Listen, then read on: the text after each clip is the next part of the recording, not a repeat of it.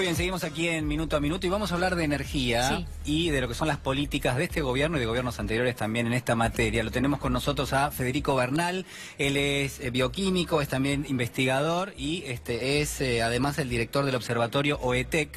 Además es el autor de un libro que se llama... tengo en mis manos, La estafa del tarifazo. Es muy interesante. Federico, bienvenido, gracias por estar aquí con nosotros. Mira, ahí lo voy a mostrar yo a cámara. Estábamos repasando algunos recuadros, bueno, varios puntos interesantes que hay en su interior. Bueno, en un tema tan importante como lo que es el tema tarifas, dice radiografía del fraude del siglo, ¿no? Así comienza. Contanos, a ver, ¿de qué se trata, si es posible, ¿no? Empezar a resumir este libro que tenemos en nuestras manos. Bueno, un poco como el título mismo le indica, nosotros del observatorio venimos estudiando lo que han sido las políticas energéticas de esta administración y la conclusión a la que llegamos, que por otra parte ahora es bastante fácil para cualquier ciudadano de a pie y inclusive propietario, dueño de un comercio, de una pyme, contrastar las abusivas ganancias de las empresas con la situación patrimonial de esa pyme, de ese pequeño y mediano empresario, productor y por supuesto a nivel hogar. Y desembocar en ese primer término, estafa. Estafa en el diccionario de la Real Academia tiene una definición que es a quien estafa es quien comete un delito consistente en provocar un perjuicio patrimonial mediante engaño con ánimo de lucro. Es decir, a través de mentiras permanentes, ahora si quieren podemos analizar cuáles son, desde mi punto de vista, las más importantes mentiras que da copiosamente desde Macri para abajo prácticamente todos, mediante esas mentiras, y en el ranking número 1, la crisis energética heredada, justificar el tarifazo, que en realidad tiene un objetivo claro que es el ánimo de lucro.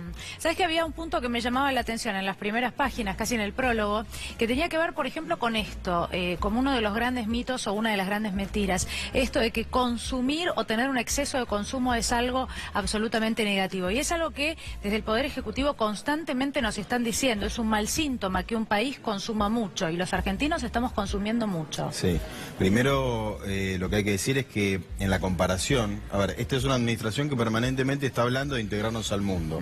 Y cuando ellos hablan del mundo se refieren a los países referentes, Estados Unidos, Europa, las potencias de Europa. Lo contradictorio es que a la hora de hablar de energía y de posicionar sus argumentos y su política nos comparan con los países vecinos, no con el mundo, con esas referencias, sino con países vecinos. Y no es que estuviera mal compararnos con países de América Latina, con nuestros hermanos, en este caso uruguayos y chilenos. El punto es que Uruguay y Chile son dos países muy atrasados en términos energéticos. El segundo energético más consumido en Uruguay es la leña. Chile y Uruguay, ambos países son importadores de prácticamente el 100% de la energía que consumen. Por eso les conviene compararnos con Chile y Uruguay. Ahora, si nosotros nos comparamos en términos de consumo con estos países, sí, consumimos más, bienvenido. Porque el consumo, las naciones más desarrolladas son las que más energía consumen, no las que menos consumen. Si nos comparamos con Alemania, con Estados Unidos, con Japón, consumimos 5, 10 veces menos. Entonces, vamos, digámosle al presidente Macri que se ponga de acuerdo. O nos integramos al mundo y nos comparamos con los países a los que él aspira ser o convertirnos, o nos integramos a América Latina o a América del Sur, cosa que no está pasando, ¿no? Federico, en los últimos 2 años y medio, se dio una política donde permanentemente hubo un reajuste de los valores y de los precios al público, de lo que son las tarifas en general de los servicios públicos. El argumento del gobierno es, bueno, en ningún caso todavía se llegó a pagar lo que sale producir esa energía y los argentinos tenemos que llegar a pagar precisamente eso. Este escenario, digamos, ¿está atado a una situación real o es directamente una política que quiere llevar el gobierno adelante? Todo depende de cómo se conceptualice la energía. ¿La energía para qué está? La energía, y en función de eso, ¿a cuánto está dispuesto a pagarse la ciudadanía en función de lo que el gobierno va fijando? En este caso, el de Mauricio Macri. Entonces, digo esto ¿por qué? Porque la energía, puede haber naciones, puede haber estados, puede haber gobiernos que decidan subsidiarla. Subsidiarla, que su precio sea el menor posible, de tal forma de que a los hogares, a las pequeñas y medianas empresas les signifique a su vez costos ínfimos o insignificantes, o nulos, mejor dicho, o nulos. Una administración, un gobierno que decide hacer eso, prioriza la energía o al sistema energético, lo posiciona como un derecho humano y a los servicios públicos como servicios públicos esenciales. En este caso estamos en presencia de una administración, desde mi punto de vista, neoliberal, ultraconservadora, que ha colocado la energía como un negocio, como una mercancía. ¿Para qué? Para un puñado, ¿o para quiénes? Para un puñado de empresarios íntimamente vinculados con el señor presidente, Marcelo Midlin, Nicolás Caputo, Rogelio Pagano. Yo les voy a dar solamente un ejemplo. Las distribuidoras de Nicolás Caputo, Gas Cuyana y Gas del Centro, el año pasado ganaron 1.360 millones de pesos. De esos 1.360 millones de pesos, distribuyeron en dividendos a sus accionistas 1.310 millones. En dólares y con la posibilidad de depositarlos en la plaza de Estados Unidos. Claro, hay que decir ahí que cuando una empresa reparte dividendos es porque no necesita esos recursos para reinvertirlos, es decir, que le sobra ese dinero para repartirlos entre sus accionistas, ¿no? Marcelo Midlin, 5.500 millones de pesos el año pasado. Las distribuidoras, bueno, el mismo Peña lo informó en diputados ante la pregunta de los legisladores. Estamos hablando de aproximadamente, entre un conjunto de 5 a 10 empresarios, de entre 1.100 a 1.500 millones de pesos de ganancia el año pasado por mes. Por mes. Entonces, cuando uno contrasta eso con, hoy realmente las entrevistas que hicieron en C5N a lo largo del día, a una serie de pymes fue realmente extraordinaria por el valor que tenían, lo que decían, informaban los dueños. Mirá, una fundición de cobre, una cooperativa, funciona al 40%. Tenía 100 empleados, despidió 40, quedó con 60. De luz, 16.000 pesos. El año pasado pasó a 130.000. Y de gas de 40.000 a 250.000 pesos. Entonces, cuando uno contrasta esto, que es, por otra parte, la generalidad, es lo que le está pasando a todo pequeño y mediano productor industrial, con las ganancias de Midlin, con la ganancia de Caputo, con la ganancia de Pagano, con la ganancia de todos estos señores de la energía, entonces, ¿cómo que el presidente nos dice que estamos en una situación de turbulencia y crítica y todos tenemos que hacer el esfuerzo? No lo están haciendo todos, al contrario. En realidad estamos haciendo el esfuerzo, millones de usuarios, millones de consumidores, para que un puñado la esté levantando con pala. Es una transferencia de riqueza de sectores de menores ingresos a aquellos que tienen, como vos sostenés, mayores ingresos. Es que mira, eso que vos estás diciendo lo dijo el economista jefe de Fiel. La senadora Cristina Fernández de Kirchner en la sesión del miércoles lo brindó ese ejemplo. El economista jefe de Fiel, insospechado kirchnerista, en un evento a fines de abril, dijo textualmente, así cerró su ponencia de la que participaba Aranguren, que en 2 años la política de reducción de subsidios a la energía había implicado una transferencia colosal de ingresos de los usuarios a las empresas.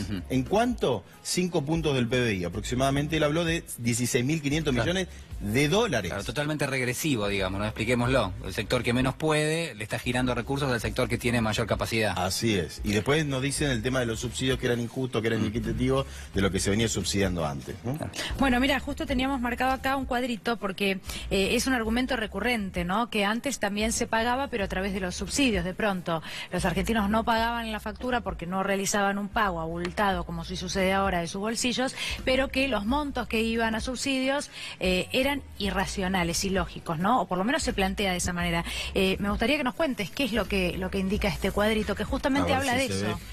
¿Dónde muestro ahí? Sí, ahí está bien, me parece. ¿Qué es lo que cuenta ese gráfico? Bueno, esto es uno de los gráficos, se ve muy reducido, pero bueno, este es uno de los gráficos que, esto es las distintas naciones en el mundo que subsidian a la energía. Sí. Las primeras, las que más subsidian, que están aquí, estas barras las más altas, son las naciones más desarrolladas del mundo, más industrializadas. La República Argentina figura aquí, a este nivel, ahí. Quiere decir esto que, en realidad, esta falacia, esta mentira, o soncera, como la quieran llamar, de que la Argentina, primero, era el único país del mundo que subsidiaba la energía, es falso. Segundo, las naciones más industrializadas y desarrolladas son las que más subsidian a la energía. ¿Por qué? Precisamente porque necesitan tener un aparato productivo e industrial competitivo, y para eso la energía tiene que tener el menor costo posible dentro de los costos fijos de una empresa, de una industria. Cuando vamos a la Argentina, esta eliminación de subsidios está justamente llevando a lo que yo les mencionaba hoy, que las pequeñas y medianas empresas, y también otras industrias más grandes, tienen que o despedir trabajadores, o cerrar sus puertas, o dejar de vender, o apagar las máquinas, porque no pueden pagar las facturas de luz y electricidad. Me quedo pensando en función de esto que vos proponés y de alguna manera de los problemas que tiene la Argentina hoy. El sector externo, por ejemplo, la falta de dólares. La Argentina, y lo hemos compartido en otras oportunidades, exporta una tonelada promedio a $500 y le importa a $1.500. Es decir, el valor agregado nos lo venden y nosotros no podemos venderlo. Se entiende que subsidiando la energía en algún punto estás ayudando a los sectores que agregan valor para poder exportar en todo caso. Exactamente. Bueno, y hablaste sobre algo que es clave, que es además, acá no solamente las pequeñas y medianas empresas, los hogares, los millones de hogares en la República Argentina están padeciendo el tarifazo, la estafa del tarifazo, sino que además, en el caso de las pequeñas y medianas empresas, tienen que lidiar con caída de las ventas, o sea, el menor consumo y la apertura indiscriminada de las importaciones. Uno de los ejemplos que daban hoy en C5N era un heladero al que entrevistaban. El heladero decía que de factura de luz pagaba 2.800 pesos el bimestre de septiembre del año pasado y ahora está en 11.000.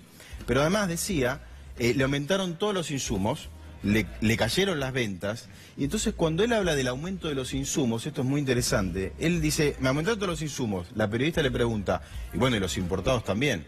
Y él dice, sí, pero en mi caso, importados tengo uno solo y no incide. Y agrega el heladero. Pero lo nacional aumenta como si fuera importado. Claro, exactamente. Entonces, eso es espectacular que lo haya dicho pequeño. ¿Por qué? Porque en realidad el problema de la energía es que estamos pagando la energía, como bien dice él, a pesar de que tiene costos argentinos, porque el grueso de la energía, el gas, el petróleo, los combustibles, los hacemos, los elaboramos, los producimos acá en la República Argentina. Estamos, y es lo que quiere hacer esta administración, que paguemos la energía, en definitiva los servicios públicos, como si lo estuviéramos importando. A un precio internacional. A precio internacional, viendo lo que está pasando con los combustibles. Por eso, este ejemplo que dio el heladero es extraordinario. Lo que está pasando con los combustibles, para darte un ejemplo de algo muy reciente, es que nos están obligando a pagar los combustibles al precio internacional. Y permíteme que diga algo, yo lo escuchaba el otro día a Nicolás Gandini, también de esta casa, porque así como tengo, como ves, estos ejemplos creo que aportan mucho. Nicolás Gandini decía que un poco lo que estamos viviendo, esta dependencia del mundo, obedece a las inversiones que no se hicieron entre 2013 y 2015. Y en realidad, a ver, ¿por qué creo que es una aseveración sin sustento técnico y está equivocado? Porque el 95% del petróleo que ingresa a nuestras refinerías es argentino. Y durante los 2013 o 2015, independientemente de las inversiones que se hicieron o no, cuando aumentaba mucho el precio internacional, habían mecanismos para que eso no se trasladara a los precios internos. El problema es que este gobierno borró eso, lo eliminó de un plumazo, por eso nos inciden el precio internacional, no por inversiones que se hayan hecho o no. ¿Eran sustentables, perdón Dani, eran sustentables las empresas de servicios públicos con la tarifa congelada a la que de alguna manera llegaron en el año 2015? Digamos, ¿se podían sostener los servicios públicos? Bien, muy buena pregunta. Camusi Gas Pampeana, 90 millones de pesos de ganancia en 2015. Edenor y Edesur, 1.200 millones de pesos promedio las dos en 2015. Las dos distribuidoras de Nicolás Caputo, ganancias en 2015 y además repartió dividendos en 2015. Es decir, recibían recursos, no eran directamente no eran subsidiadas por el Estado Nacional. El Estado Nacional subsidiaba las importaciones de gas a través de NARSA y la energía eléctrica a través de la compra de combustibles importados vía Camesa. Ambas empresas del Estado Nacional. El punto es que las empresas se beneficiaban porque había mucho consumo. Había años que perdían, había años que perdían. Ahora, a mí como ciudadano, no me importa realmente si... No debería ser mi preocupación si a las empresas le va bien o le va mal. Yo lo que quiero como ciudadano es tener un servicio, el servicio público que pago, primero, pagarlo bien barato. Segundo, tenerlo y que sea un servicio de calidad, o por lo menos tener un servicio que pueda pagar y pueda disfrutar y vivir dignamente con ese servicio, y además que cada vez más argentinos y argentinas tengan ese servicio público. Entonces, cuando uno mide lo que pasó entre 2013 y 2015 en materia de expansión del servicio de gas de red o de electricidad, encuentra que, por ejemplo, el gas de red se expandió un 60% en relación al mismo periodo de la década anterior. Y el servicio público de electricidad se duplicó en cantidad de usuarios. Pasamos de 2 millones a 4 millones. Entonces, si las empresas ganaban, había años que perdían, otros años que ganaban. Si inclusive repartían dividendos y si el servicio público se expandía, récord en la historia de estos servicios públicos en la Argentina, ¿por qué el tarifazo? La producción de gas incrementó en 2015 un 3,4% y venía recuperándose en 2012. ¿Por qué el tarifazo? ¿Por qué el incremento del precio del gas en Boca de Pozo? Federico, ¿qué pasa? Porque vos hablas en el libro de fraude y estafa, y has mencionado estas dos palabras en varias oportunidades.